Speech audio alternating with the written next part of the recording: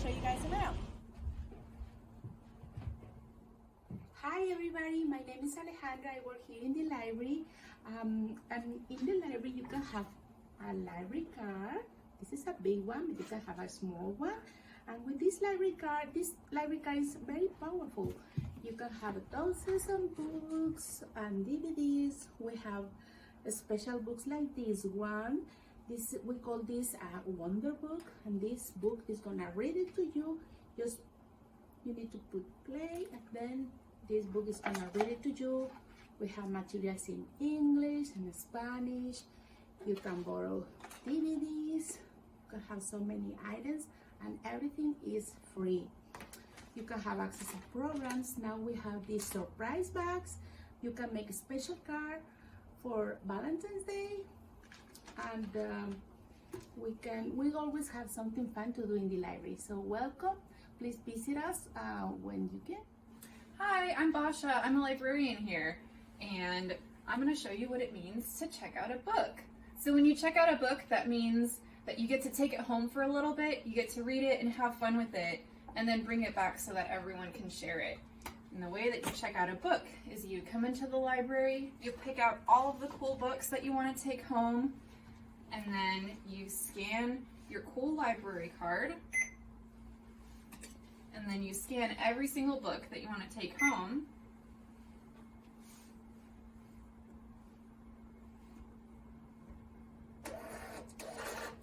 And then you get a receipt that tells you when you should bring it back. When you're all done reading your book, all you have to do is put it in the book drop. And that's it. All right, you guys, I am here to tell you about a very special library program that we have just for you here at the Pickweed Library. And it is called 1,000 Books Before Kindergarten. And we want you to do this program and read 1,000 books before you enter kindergarten. And that might seem like so many books, but if you and your family members share 1 or 2 or 3 books a night every day, then you're gonna finish it no problem. And the reason we want you to read 1,000 books or as many books as you can before you start kindergarten is the more books that someone reads to you and the more you share books with your friends and family, the easier it'll be for you when you start kindergarten to just start reading like that. It's really important. So what you'll do is you'll pick up a log, every book that you read, you're gonna connect a dot to make these pictures, and then you can color them. And every 100 books that you read, you'll bring your log in. We're gonna give you a little special library stamp right here, and you can get different prizes. So some of the prizes we have are things like books that you can take home and keep for your very self. You don't have to return them. We have egg shakers that you can shake along to music. We have sidewalk chalk, and those are just a few of the prizes. We have lots more. So come pick up a log and get started.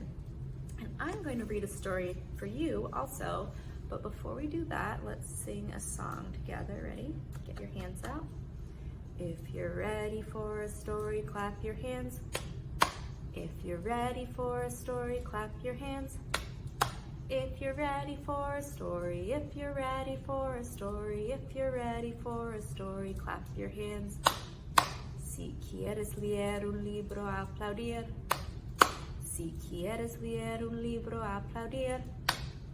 Si quieres leer un libro, si quieres leer un libro, si quieres leer un libro, aplaudir. Okay, so we're ready. And the book I have for you today is called Waiting for the Biblioburo. And this book is set in Colombia, which is a country far away. And it's set in a part of the country where they don't have a lot of big fancy buildings and they don't have libraries inside of buildings. So we're here in San Rafael, we're in the Pickweed Library, we're set in a pretty big building, there's houses and buildings around us, but here, the librarian comes on these 2 donkeys or burros, and they bring books to the kids. So let's go ahead and get started. Waiting for the Biblioburo by Monica Brown, illustrated by John Pata. On a hill behind a tree, there is a house. In the house, there is a bed, and on the bed, there is a little girl named Anna, fast asleep, dreaming about the world outside and beyond the hill. When Anna wakes up to the rooster's kiki-riki, Poppy is already at work on the farm, and Mommy is busy in the garden. Anna bathes her little brother and feeds the goats and collects the eggs to sell at the market. After breakfast, Anna and her mother walk down the hill. Anna closes her eyes against the sun and wishes she was back in the cool of the house with her libro, her book. Anna has read her book, her only book, so many times she knows it by heart. The book was a gift from her teacher for working so hard in her reading and writing.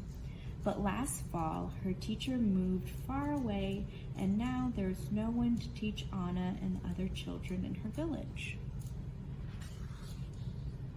So at night, on her bed in the house on the hill, Anna makes up her own cuentos and tells the stories to her little brother to help him fall asleep. She tells him stories about make-believe creatures that live in the forest and the mountains and the sea. She wishes for new stories to read, but her teacher with the books is gone. One morning, Anna wakes up to the sounds of tak-a-tak, clip-clap, and a loud ee-aw, ee-aw. When Anna looks down the hill below her house, she sees a man with a sign that reads Biblioburo. With the man, there are 2 burros. What are they carrying? Libros, books. Anna runs down the hill to the man with the sign and the burros and the books. Other children run to him too, skipping down hills and stomping through the fields. Who are you? Who are they? The children ask.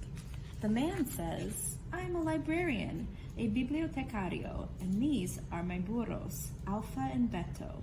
Welcome to the Biblioburo, my biblioteca. But Senora, Anna says, I thought libraries were only in big cities and buildings. Not this one, says the librarian. This is a moving library. And then he spreads out his books and invites the children to join him under a tree. Once upon a time, the librarian begins, sharing the story of an elephant who swings from a spider's web. He reads from books with beautiful pictures, then helps the little ones learn their abecedario. He sings A, B, C, D, E, F, G. Finally, he says, now it's your turn to pick out books, and in a few weeks I will be back to collect them and bring you new ones. Me too, asks Anna. Especially you, says the librarian with a smile.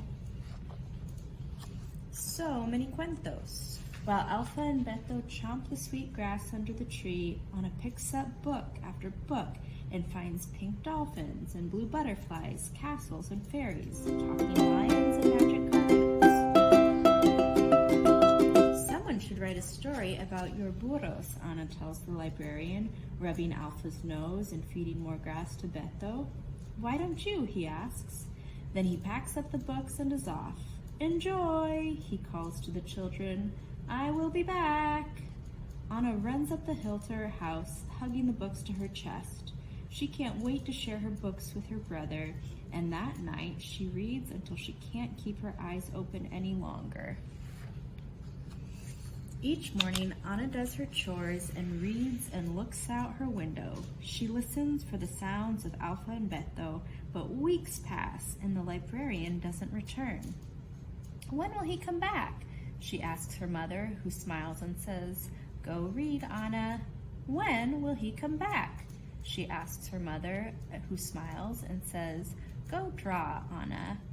When will he come back? She asks her mother, who smiles and says, Go write, Anna. When will he come back? She asks her mother, who finally says, Go to bed, Anna. One night, Anna dreams she is flying over her country on a butterfly's back. In her dream, she crosses mountains and oceans and rivers and jungles, bringing stories everywhere she goes. Stories fly from her mouth and fingers like magic, falling into the hands of the children waiting below. When Anna wakes up, she misses Alpha and Beto in the Biblioburo's books. She remembers that the librarian told her that she could write a book, and so, with paper and string and colored pencils, she does. Finally, just when Anna thinks she'll never see the Biblioburo again, she wakes up to ee-aw, ee-aw, and children yelling. She runs down the hill with the library books and a special surprise of her very own. "I wrote this cuento for you," she says.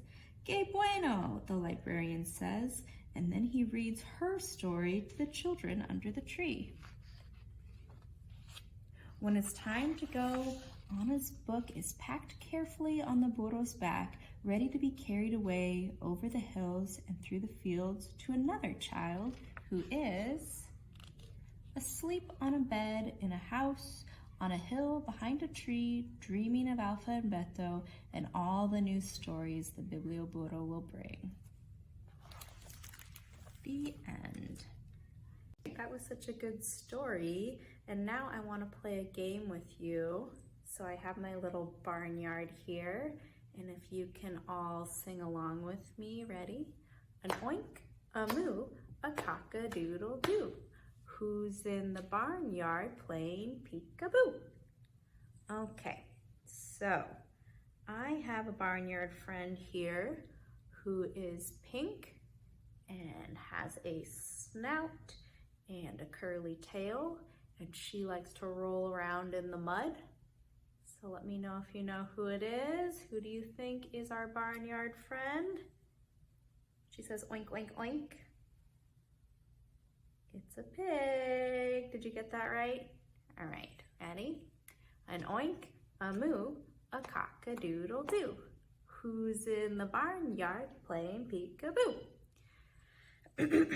This next friend is white and spotted, and you can pet her. She has big wet eyes. She also gives us milk that you can drink, or people turn it into cheese or ice cream. She says, what do you think she says? Moo. It's a cow. All right. An oink, a moo, a cock-a-doodle-doo. Who's in the barnyard playing peekaboo? This friend is my favorite kind of animal, and she might live in a barn or she might live in your house. She's really soft and you can pet her. She has whiskers, she has little ears, and she says, meow. Purr. Do you know who it is? I bet you do. It is a friendly black Kit Kat. Meow. Ready? An oink, a moo, a cock-a-doodle-doo. Who's in the barnyard playing peekaboo? Okay, this friend of ours does not live in a barn. This friend lived millions of years ago, and this particular one ate plants and had a long neck, and we don't really know what he said, but maybe it was something like roar. Who do you think it is? It's a brontosaurus or dinosaur. All right, you want to say goodbye to all of our barnyard friends? Goodbye, everybody. Okay, and they're gonna go back home and hang out back in their barnyard. All right, everybody. Thank you so much for learning about the library. We hope you'll come and visit us soon. We love when you come into the library. We have tons of good books for you, and we're really looking forward to seeing you. So talk to you later. Thanks a lot for listening. Bye-bye.